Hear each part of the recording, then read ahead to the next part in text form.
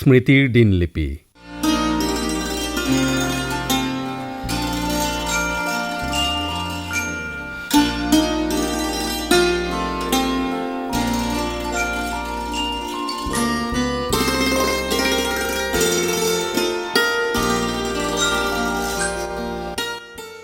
এই অনুষ্ঠানটিত প্ৰচাৰ হৈ আছে আকাশবাণী গুৱাহাটী কেন্দ্ৰৰ অৱসৰপ্ৰাপ্ত অনুষ্ঠান পৰিৱেশক অৱনী বৰাৰ সৈতে সাক্ষাৎকাৰ। তেখেতৰ সৈতে কথা পাতিছে ঋতুপৰ্ণ দাসে। এয়া শুনক অৱনী বৰাৰ স্মৃতিৰ দিনলিপিৰ ৫ম খণ্ড।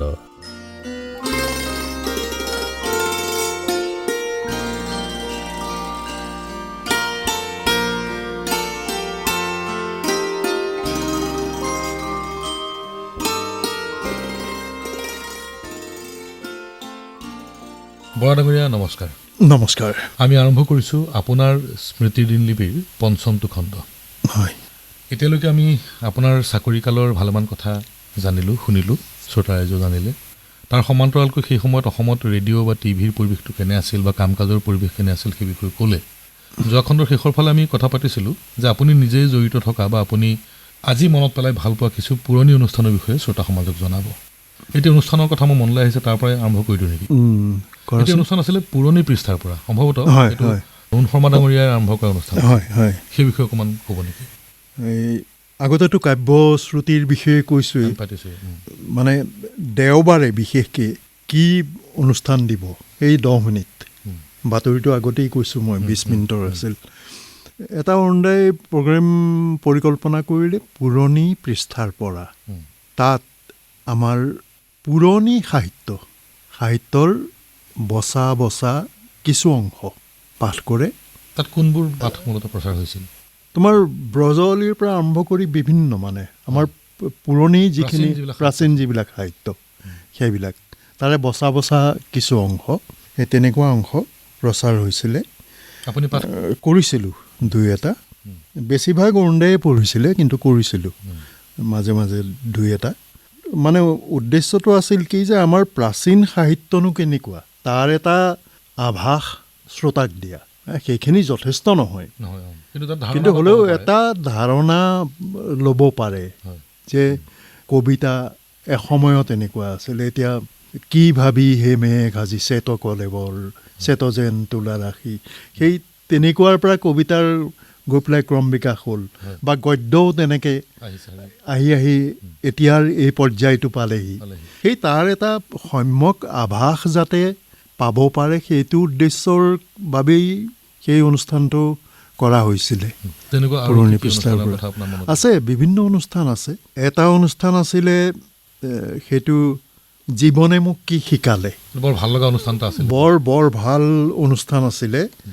মানে একোগৰাকী কবি হওক, ঔপন্যাসিক হওক, গল্প, আমাৰ তেতিয়াৰ মানে যিখিনি প্ৰতিষ্ঠিত লোক তেখেতসকলে আহি সেই 10 মিনিট সময় কয়হি। এটা ছিৰিজ হৈছিলে সেইটো এটা বৰ ভাল লগা অনুষ্ঠান আছিলে। মানে বিভিন্নজন আহি যেতিয়া কয়হি জীৱনে মোক কি শিকালে, বৰ শুনিবলগীয়া অনুষ্ঠান আছিল। সেইটো এটা শুনিবলগীয়া আৰু শিকিবলগীয়া বৰ ভাল অনুষ্ঠান আছিলে। নোকোৱাই ভাল বোধ কৰোঁ তেনে এটা অনুষ্ঠান আছিলে। নোকোৱাই ভালৰ পপুলাৰিটি, মানে জনপ্ৰিয়তা সাংঘাতিক। নোকোৱাই ভালৰ কথা অকণমান কওকচোন। মানে আপুনি যিহেতু পাইছে, আপুনি মহেন্দ্ৰ বৰঠাকুৰ ডাঙৰীয়াক পাইছে, দুৰ্গেশ্বৰ বৰঠাকুৰ ডাঙৰীয়াক পাইছে, মীৰা বাইদেউ, সেই কেনেকৈ নোকোৱাই ভালৰ স্ক্ৰিপ্টিং কেনেকৈ লিখে, কেনেকৈ বা তাৰ ৰেকৰ্ডিং কেনেকৈ হয়, বাজে কেনেকৈ, সেই পৰিৱেশটো অকণমান জনাব নেকি শ্ৰোতাসকলক? নোকোৱাই ভাল আৰু মহেন্দ্ৰা মানে কি পেনটো ল'লেই ওলায়। গতিকে স্ক্ৰিপ্টখন যে ঘৰতে লিখি আনিছে, একেবাৰে প্ৰিপেয়াৰ্ড স্ক্ৰিপ্ট এখন নহয়। অফিচলৈ আহিছে আৰু চাহ তাহ খালে মেলিলে, চাহ তাহ খাই মেলি, কোনোবা যেন তামোল খাই থাকে, প্ৰসাদ দাই, দুৰ্গেশ্বৰ বৰঠাকুৰ তামোল খাই থাকে, সৰু সৰু টুকুৰা। ৰাতিপুৱা সেই তেনেকৈ 11টামান বজাত আৰু মই এটা লাগিব নহয় আজি, নহয় দাদা কি কৰিবা চাওঁচোন, থাকিল। তাৰপিছত এটা সময়ত মানে 1:30-2টামানত দেখিবা মহেন্দ্ৰা কাগজ অলপ লৈ পেলাই ওপৰলৈ উঠি আহিছে। লিখি আনিলে তাৰমানে? নহয়, লিখা নাই তেতিয়া। লিখিব আহি পেলাই যদি ড্ৰামা ষ্টুডিঅ'টো খালী থাকে তাত বহিলে, নহ'লে সেই সিফালে ড্ৰামা ষ্টুডিঅ'ৰ কাষৰ ৰুমটোত তাতে এখন হেৰি আছে, থিয় হৈ তাতে লিখিবলৈ ধৰিলে নোকোৱাই ভাল। এই এঘণ্টামানৰ পিছত তললৈ গৈ দাদা আহক মাতিলে, বাইদেউক মাতিলে, মীৰা বাইদেউক আহিলে, এবাৰ দুবাৰ ৰিহাৰ্চেল কৰিলে নোকোৱাই ভাল, ৰেকৰ্ডিং হৈ গ'ল। মানে আচৰিত দেখিছিলোঁ মই, মানে ইমান কেনেকৈ পাৰে, মানে আহি পেলাই সেই ৰাতিপুৱা সেয়া কথা বতৰা আহে। আৰু কেতিয়াবা এনেকুৱাও হয়, আমি প্ৰসাদ দা বুলি মাতিছিলোঁ যোগেশ্বৰ বৰঠাকুৰক। দাদাই আহি পেলাই ক'ব, মহেন আজি আমুকটোকে লিখিবা নেকি, মানে বিষয় এটা দি দিয়ে। হ'ব দা, পিছবেলালৈ নোকোৱাই ভাল, ৰেকৰ্ডিং হৈ গ'ল। ইমান পপুলাৰ এটা অনুষ্ঠান, 5 মিনিটীয়া অনুষ্ঠান এটা, তাৰ কেনেকুৱা মানে মানুহে ভাল পাইছিলে। কিন্তু সেই অনুষ্ঠানটো বন্ধ কৰি দিলে। বন্ধ কৰি দিওঁতে মানে তেতিয়াও কিন্তু তাৰ জনপ্ৰিয়তা অটুট আছে দেই, একেবাৰে তুংগত বন্ধ কৰি দিলে। আমি মানে অকণমান বেয়া পাইছোঁ আৰু ইমান হেৰি প্ৰগ্ৰেম এটা বন্ধ কৰি দিয়া হৈছে। সুধিলোঁ মহেন দাক যে কি কৰিলে, এইটো কিয় কৰিলে? মহেন দাই ক'লে যে নহয়, ইয়াতকৈ যদি এই প্ৰগ্ৰেমটো দীঘলীয়া কৰি গৈ থাকোঁ, ইয়াৰ ইম্পেক্ট যিটো শ্ৰোতাৰ মনত সেইটো নাথাকিবগৈ। মানে বস্তুটো কিছু তেতিয়া তললৈ নামিব। গতিকে এতিয়াই এইটো বন্ধ কৰাৰ উপযুক্ত সময়, তেতিয়া মানুহৰ মনত থাকি যাব। আৰু হয়ো আজিও নোকোৱাই ভালৰ কথা মানুহে কয়। সেইটো বৰ গুৰুত্বপূৰ্ণ কথা। মানে সাধাৰণতে আমাৰ ৰেডিঅ'ত হয়ো, আকাশবাণীত, যে অনুষ্ঠান এটা বন্ধ কৰি দিলে শ্ৰোতাই বাৰম্বাৰ প্ৰশ্ন কৰে কিয় বন্ধ কৰিলে, পুনৰ প্ৰচাৰ কৰক। বা আমাৰ এনেকুৱা হোৱাও হয়তো হৈছে যে একেটা অনুষ্ঠানকে বছৰৰ পাছত বছৰ ধৰি প্ৰচাৰ কৰি থকাৰ ফলত তাৰ যিটো গুণগত মান বা তাৰ যিটো জনপ্ৰিয়তা সি পিছলৈ হ্ৰাস পায়। এটা সময়ত লাহে লাহে আগৰ ভাল লগাখিনিও শ্ৰোতাৰ মনৰ পৰা নাইকিয়া হ'বলৈ এটা কথা নোহোৱা নহয়। প্ৰসংগক্ৰমে আৰু এটা কথা আপোনাৰ পৰা জানিবলৈ মন গৈছে। এতিয়ালৈকে আমি কথোপকথনত বহুতবাৰ আপোনাৰ পৰা কথাটো শুনিছোঁ যে দেওবাৰৰ দিনটোত বিশেষ অনুষ্ঠানৰ পৰিকল্পনা কৰা হৈছিল। আপোনালোকৰ সময়ত দেওবৰীয়া ৰেডিঅ' অনুষ্ঠানৰ বিশেষ যে আছিল, তাৰ প্ৰভাৱ আপুনি কেনে পাইছিল? ধৰক 1:50 নোকোৱাই ভাল প্ৰচাৰ হয়, দিনৰ 1:10 ধাৰাবাহিক নাট্যানুষ্ঠান প্ৰচাৰ হয়, আৰু বোধ কৰোঁ সৰ্বকালৰ অভিলেখ সৃষ্টি কৰা এখন অনাতাঁৰ ধাৰাবাহিক আছিল সুৰংগৰ শেষত। ৰেডিঅ'ৰ সেই সময়ৰ নাটক অকল মানে হেৰি 2টা বজাৰ বা ৰাতি 8টা বজাৰ নাটকখনেই নহয়, আইদেউ বুলনিৰ ধাৰাবাহিক সেই নাটককেইখন মানে দিনৰ 12:30 পৰা এই 2:30লৈকে সেই সময়ছোৱা ৰেডিঅ' বন্ধ নহয়। আইদেউ বুলনিৰ নাটক বাজিল। মোৰ মনত পৰিছে আইদেউ বুলনিত এখন নাটক বোধকৰোঁ প্ৰচাৰ হৈছিলে এইডছ বিষয়ক লৈ নেকি। তেতিয়া সেই ৰোগটো সম্পৰ্কে মানুহ সিমান অৱগত নহয়। বোধকৰোঁ নিশান্তৰ আকাশৰ তৰা আছিল নেকি, আপুনি আছিল, নীৰেন্দা আছিল আৰু ত্ৰিবেণী আছিলে। বৰ জনপ্ৰিয় নাটক আছিল আৰু বহুবাৰ অসংখ্যবাৰ পুনৰ প্ৰচাৰ হোৱা এখন নাটক। সেইখন কেইবাবাৰো বাজিছে। আইদেউ বুলনি বোধহয় সেইখন নয়নৰ প্ৰডাকশ্যন আছিল নেকি, এইডছ ৰোগ সম্পৰ্কে সজাগতাৰ। হয়, তাৰো আগতে সেই বৰুৱাৰ সংসাৰ, সপোন সন্ধ্যা ইত্যাদি বা ধাৰাবাহিক যিবোৰ হৈছিলে, বা পিছলৈ হৃষ্টপুষ্ট মহাদুষ্ট, গোবৰ্ধন চৰি, মইনা সংবাদ, সেইবোৰ নাটক, আগন্তুক বুলি এটা চিৰিজ, ভৱেন শইকীয়াৰ বিভিন্ন চিৰিজ তেনেকৈ হৈছিলে। আৰু আটাইতকৈ বোধহয় জনপ্ৰিয় চিৰিজটোৱে হ'ল সুৰংগৰ শেষত। কাৰণ সুৰংগৰ শেষত নাটকখন এনেকুৱা আছিলে, মানে সেইটো নিজে দেখা আমি, দেওবাৰে সেই সময়খিনিত মানুহ ঘৰৰ পৰা নোলাই, মানে কি সুৰংগৰ শেষত শুনিব, ৰাস্তাত মানুহ দেখা পোৱা নাযায় আৰু খুব কম। আনকি মানে মেটিনি চাবলৈও বোধহয় নাযায় মানুহ, সুৰংগৰ শেষত মিছ হ'ব। মানে ৰেডিঅ' আকাশবাণীয়ে মানে চিনেমা হলতো প্ৰভাৱ পেলাইছিল তেতিয়া। গতিকে সেই জনপ্ৰিয়তা আছিলে নাটকৰ। আৰু এনেও মানুহে ৰেডিঅ'ত বেছিকৈ কি শুনে, গান আৰু নাটক। এতিয়াও সেই একেটাই। এতিয়াতো ফেচবুকতো হয়, মানুহে দেখিও থাকে, ফোনেৰে যোগাযোগ কৰে। তেতিয়াতো অকল চিঠিহে, প্ৰত্যেকটো অনুষ্ঠানৰ বাবে চিঠি আহে, আইদেউ বুলনিলৈ আহে, নাটকৰ আহে, সংবিধানত আহে, মানে আমুক নাটকখন বজাব লাগে, আমুক গান বজাব লাগে, কল্পতৰুলৈ আহে। আটাইতকৈ সৰহ সংখ্যক চিঠি কল্পতৰুলৈ আহে। আমি চাকৰিত সোমোৱা সময়তো দেখিছোঁ দম দম চিঠি সেই আমাৰ ডিউটি ৰুমৰ আলমাৰীটোত জমা হৈ থাকে। দম দম দেখি মানে ভয় লগা ধৰণৰ এটা সংখ্যা। মানে তাতকৈও বহুগুণে বেছি আছিল আছিল সেইখিনি সময়ত। আৰু ইফালে আমাৰ সৈন্য বাহিনীৰ যিটো অনুষ্ঠান হয় সেইটো অনুষ্ঠান নাই আহে, কাৰণ তেতিয়া সৈন্য বাহিনীটো মিডিয়াম ৱেভ নহয়, শ্বৰ্ট ৱেভতো হৈছিলে। মানে দিনততো বাজেই, আকৌ গধূলি সময়ত 45 মিনিটৰ কাৰণে বাঢ়িছিলে। সেই সময় এটা কথা মানে এতিয়া আপোনাৰ পৰা শ্ৰোতাক জনাব খুজিছোঁ, আমি জানো যিহেতু ইয়াত আলোচনা হৈছে, এডল যে সৈন্য আহিছিল গাড়ী লৈ, হয় গাড়ী লৈ, কওকচোন। মানে এই চিঠি পত্ৰৰ উত্তৰ দিয়ে, ৰেখা বাহন, সীমা বাহন ইত্যাদি কৈ হয়, মানে ইমান ভাল পায় তেওঁলোকে সেইখিনি। তেনেকে আহি পেলাই যে কোননো এই বাহন কেইগৰাকী কোন, ট্ৰাকত মানে হেৰিয়াৰ সেনাবাহিনীৰ মানুহ চাবলৈ আহিছিলে, এক ট্ৰাক আহিছে আৰু তেনেকুৱা চাবলৈ আহিছে কোনে কৰে। কাৰণ তেতিয়া এইটো অকল মানে এতিয়া মিডিয়াম ৱেভ হোৱাৰ লগে লগে তাৰ হেৰিটো কমি গ'ল, পৰিসৰটো। যেতিয়া শ্বৰ্ট ৱেভ আছিলে, চিঠি আহে শিলিগুৰি, নিউ জলপাইগুৰি ইত্যাদিৰ পৰাও অনুৰোধৰ গীত বজাবলৈ চিঠি আহে তেনেকে। আৰু মানে যিসকলে প্ৰেজেণ্ট কৰিছিলে সীমা বেহেন, ৰেখা বেহেন, মাত ইমান সুন্দৰ তেওঁলোকৰ, শ্ৰুতিমধুৰ মাত, গতিকে চাবলৈ আহিছে। কাৰণ তেতিয়া নেদেখা আৰু কোনে খুলিছে, এতিয়া হয়তো ফেচবুক লাইভ কৰিলে দেখিলেহেঁতেন, নেদেখে কাৰণে চাবলৈ আহিছে কোন। তেনেকুৱা সময়ো ৰেডিঅ'ত গৈছে। গতিকে বিশেষভাৱে দেওবাৰটো এণ্টাৰটেইনমেণ্টৰ কাৰণেই মানে হেৰি আছিলে আৰু আছুতীয়া আছিলে, ভৰপূৰ এণ্টাৰটেইনমেণ্ট তেনেকুৱা আছিলে। আমি আগতে আৰু এটা কথা পাতিছিলোঁ যে আপুনি অজস্ৰজনক লগ পাইছে ইয়াত, শিল্পী সাহিত্যিক তেনেধৰণৰ দুগৰাকী বিশেষ ব্যক্তিত্বৰ কথা আপুনি আমাক এনেই অন্য সময়ত প্ৰায়ে কয়। তাৰ এজন হৈছে সুধাকণ্ঠ ভূপেন হাজৰিকা, আৰু আনগৰাকী প্ৰতিমা বৰুৱা পাণ্ডে। আমি জানো যে যেতিয়াই তেওঁলোক বাণীবন্ধনৰ কাৰণে আহে, ৰেকৰ্ডিঙৰ কাৰণে যেতিয়াই আহে, তেতিয়াই প্ৰথম যিকেইজন মানুহক খবৰ লয় তাৰে এজন আপুনি। জানো যে প্ৰতিমা বাইদেৱে অৱনী কৰি দেই এনেকে বুলি এটা খবৰ এটা কৰে আপোনাৰ কোনো বিশেষ কথাত বা এনেকে ভূপেন দাই বিচাৰে, সেই স্মৃতি কথা অকণমান জানিব খুজিছোঁ। ভূপেন দাক মই ৰেডিঅ'তেই পোৱা, প্ৰতিমা বাইদেউকো সেই ৰেডিঅ'তেই পাইছোঁ। ভূপেন দাতকৈও এই প্ৰতিমা বাইদেউ আহিলেই কেইজনমান মানুহ বিচাৰে আৰু আছেন নাই, পুৰণি মানুহ। তাৰপিছত আড্ডা কথা পাতি এই যাওঁ ৰেকৰ্ডিংটো কৰি লওঁ। ৰেকৰ্ডিং আৰু তেখেতৰ কাৰণে গান গোৱা বা ভূপেন হাজৰিকাৰ কাৰণে গান গোৱা কিনো আৰু।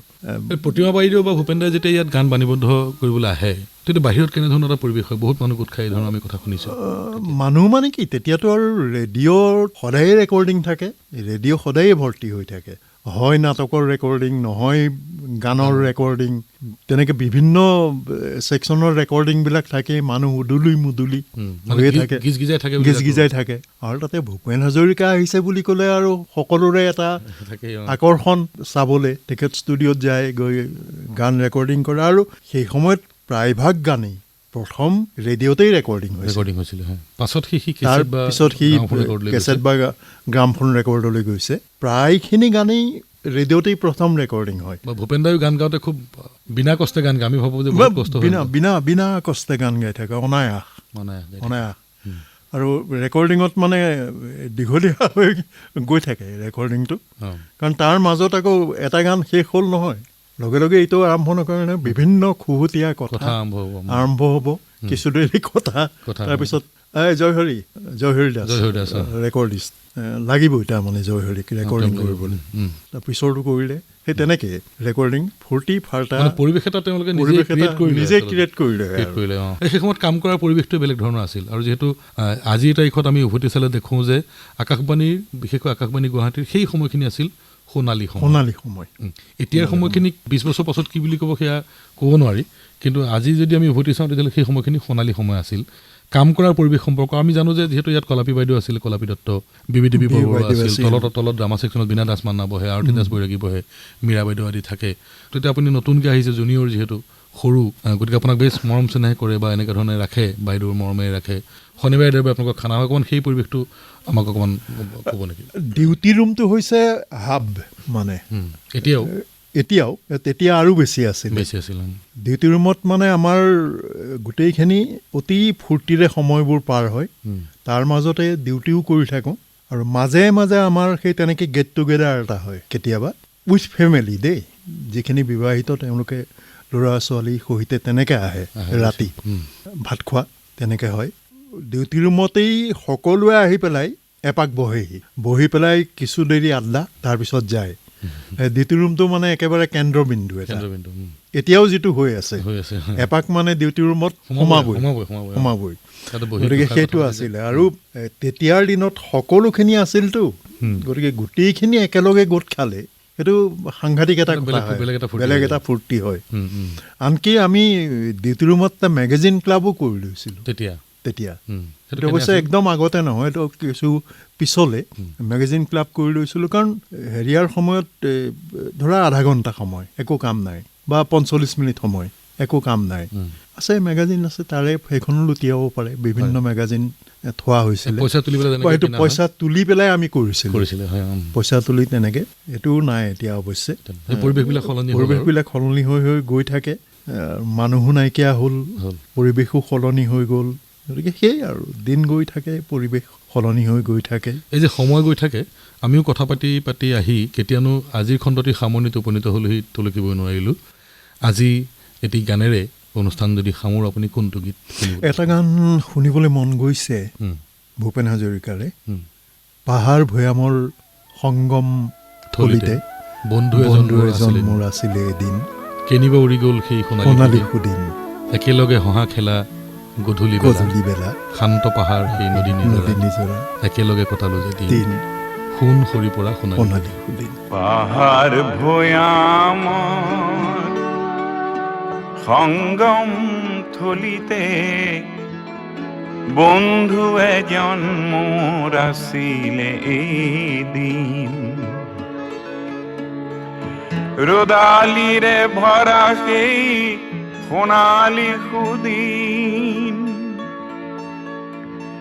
একেলগে খেলা পুৱা গধূলি বেলা একেলগে খেলা পুৱা গধূলি বেলা এই শান্ত পাহাৰ এই ধনী নিজৰা একেলগে বজালো যে বিন সোণ সৰি পৰা সোণালী সুদিন সোণ সৰি পৰা সোণালী সুদিন ৰদালিৰে ভৰা সেই সোণালী সুদিন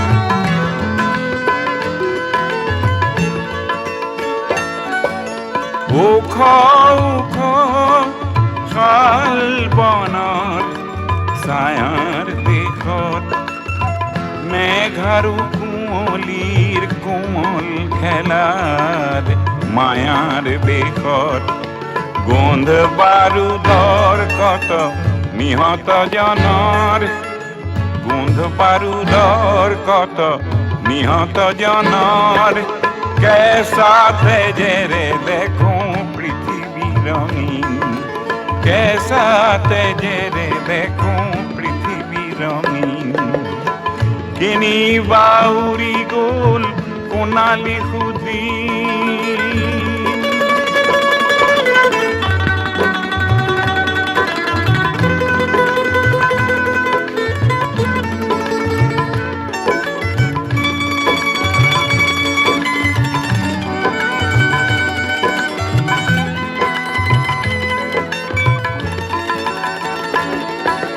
পাহাড় আৰু লুই তৰে আকাশ তলিত তুমি বজোৱা চিপুং বাঁহীৰ প্ৰতিধ্বনিত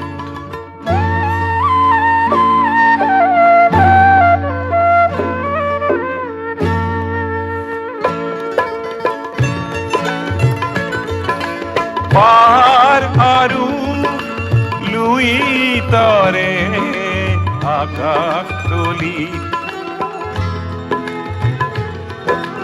পাহাড় আৰু লুই তৰে আকাশ তলিত তুমি বজোৱা চিপুং বাঁহীৰ প্ৰতিধ্বনিত তুমি আৰু মই সমভাগী হৈ তুমি আৰু মই সমভাগী হৈ পুনৰ আনো আহা সোণালী সুদিন পুনৰ আনো আহা সোণালী সুদিন ৰ'দালিৰে ভৰা সেই সোণালী সুদিন একেলগে খেলা পুৱা গধূলি বেলা একেলগে খেলা পুৱা গধূলি বেলা সেই শান্ত পাহাৰ সেই ধনী